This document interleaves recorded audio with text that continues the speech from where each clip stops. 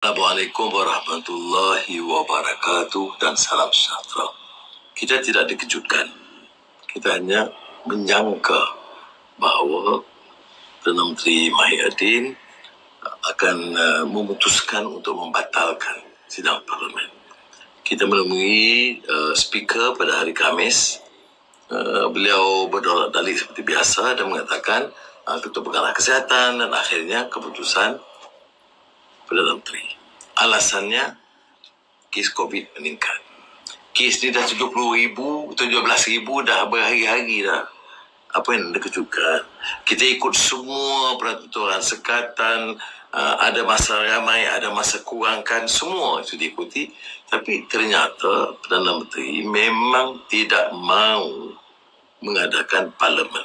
Ada parlimen khas itu sekadar terpaksa kerana titah Tuanku Yang di-Pertuan Agong untuk menghormati prinsip demokrasi berparlimen. Tetapi seperti kita tahu, itu pun menjadi suatu sidang khas, bahas terbatas, tidak ada pengundian dan tak sempat bijak. Hospital, doktor yang terpaksa mogok kerana tidak diberi layanan sebaiknya bertahun-tahun. Dan hari ini dikerah mereka untuk bekerja kuat, tetapi tidak ada jaminan masa depan. Kemudian hospital sesak penuh. Vaksin sekarang diwar-warkan kerana meningkat. Tak dicerita bahawa kita terlewat 6 bulan. Tak dijawab kenyataan bahawa masih ada stok berjuta yang di Farman Niaga. Semua ini dipadamkan. Jadi untuk lari pada masalah ini, tahan diadakan parlimen. Hari Khamis walaupun ada, tetapi sebaik saja ada titah daripada Tuanku Yang di-Pertuan Agong, terus ditangguh dan kemudian dileraikan. Jadi oleh yang demikian, kita yang menggesa dan mendesak parlimen diadakan sebab apa? Sebab kita dah beri amanah kepada mereka. 72 menteri diberikan amanah untuk mengendali. Mereka gagal. Berapa kes hari ini? 17,786. Berapa angka kematian? 165. Berapa korban sepanjang setahun yang lalu ini? 9,024. Berapa jumlah yang kes positif? 1,13 juta orang. Bagaimana dikatakan bahawa cara dan kaedah ini boleh dipercayai? Kita tak percaya bahawa pimpinan yang ada, pengendalian cara yang ada, betapa jauh dan susah barisan hadapan, doktor, nurse dan lain-lain berkorban, berkhidmat, bertungkus lumus, tidak akan menyelesaikan kerana dasar pelaksanaannya dan kelemahan-kelemahan yang nyata. Apa bukti dia? Ya, ada stimulus, package, pelbagai nama package lah, perancangan, pemulihan, perkasa dan sebagainya. Bunyi ratus-ratus bilion. Tapi kita tahu 180 bilion itu wang KWSP, mana wang rakyat. Moratorium yang sebahagian diluluskan itu wang pinjaman yang perlu dibayar semula. Yang suntikan sebenarnya itu jauh lebih rendah daripada kebanyakan negara. 83 bilion wang. Tapi itu pun seperti mana kita sebut dalam beberapa kes, termasuk vaksin. Saya tanya satu yang agak spesifik, PPV, Mega di PWTC, kontrak-kontrak kecil itu diberikan, tidak ada jawapan yang memuaskan. Bagaimana tentang penilaian prestasi ekonomi? Kita parah. Di ekonomis, Bloomberg itu di sama terakhir atau kedua yang terendah, termasuk Bloomberg baru-baru ini.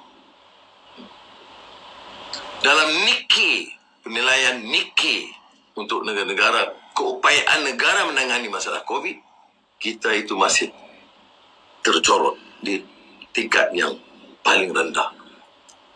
Jadi kalau ini keupayaan yang dilakukan, dan apa kita boleh harapkan pimpinan yang ada sekarang untuk mengenali? Ini soalnya, soal rakyat. yang bunuh diri, yang mati, yang sakit, yang hospital tak dapat kendali.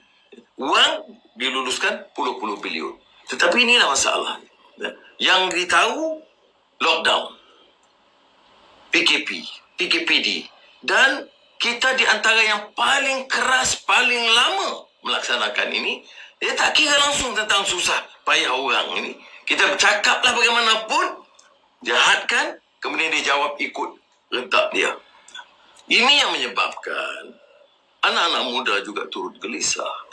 Kerana pengangguran tinggi, pengangguran siswa azhar amat tinggi. Bukan ruang ini, saya telah jelaskan beberapa kali. Sebab itulah anak-anak muda mengambil tindakan yang berani sebagai juru bicara rakyat, conscience of the majority, menyuarakan pandangan mereka lawan kerana kerajaan sekarang gagal. Jadi ini yang kadang-kadang dipinggirkan, tidak dibangkitkan, seolah-olah kita ada kegairahan untuk berkuasa, padahal kerana gagal. Kemudian bicara soal demokrasi, tapi tak berani adakan parlimen. Adakan parlimen kalau terpaksa. Tidak ada pengundian kerana takut akan kalah. Dan bukan takut, mereka memang tahu bahawa jumlahnya itu sudah kurang. Patutnya seorang yang ada akhlak dan integriti dan kewibawaan patut undur. Sampai sekarang ini berlawan semua. Lawan dengan doktor, lawan dengan anak muda, lawan dengan yang Pertuan Agong pun. Seperti mana yang saya ungkapkan semalam, ada yang mengatakan ini soal teknikal. Agong sebut langgar perlembagaan, langgar kuasa raja, mengenepikan parlimen. Apa jawapan? Ini kuasa kami, 40. Perkara 40. Satu dalam kurungan. Bukankah ini biadab? Ini dalam negara kita, dalam pimpinan negara kita, belum pernah kita lihat penderhakaan yang seperti ini. Yang saya muskil, bagaimana mungkin menteri-menteri Melayu dan beberapa orang yang bukan Bumi Putera boleh hanya diam ataupun memilih untuk mencabar keputusan Tuanku dengan memberi kenyataan menyokong Perdana Menteri yang ada sekarang, yang hilang keabsahan, legitimasi dan jumlah, dan yang kemudian mengambil tindakan mencabar tafsiran dan keputusan yang Pertuan Agong. Dan tentulah yang ada, seperti saya lihat, kalaupun yang sedikit sebanyak menyokong mereka ini, kepadanya Jacob. Masa inilah nak fitnah, masa ini nak timbulkan keresahan. Jadi fake news pun tersebar. Hari ini kita ada Anwar menghadap yang Pertuan Agong. Saya nak nasihatkan kepada media, kalau nak lapor, biar tanya sumber yang sahih. Kalau saya menghadap yang Pertuan Agong, itu kenyataan ni mesti dia pejabat saya atau pejabat ketua pembangkang. Takkan ada melalui sumber-sumber yang boleh dipercayai, sumber yang dekat dengan PKR. Ini tak boleh. Jangan kita terperangkap dengan mainan kotor Perikatan Nasional dengan anak-anak JKOM yang saya nak nasihat. Kedudukan mereka tak lama.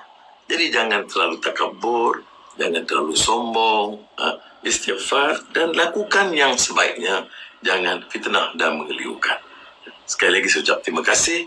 Wassalamualaikum warahmatullahi wabarakatuh.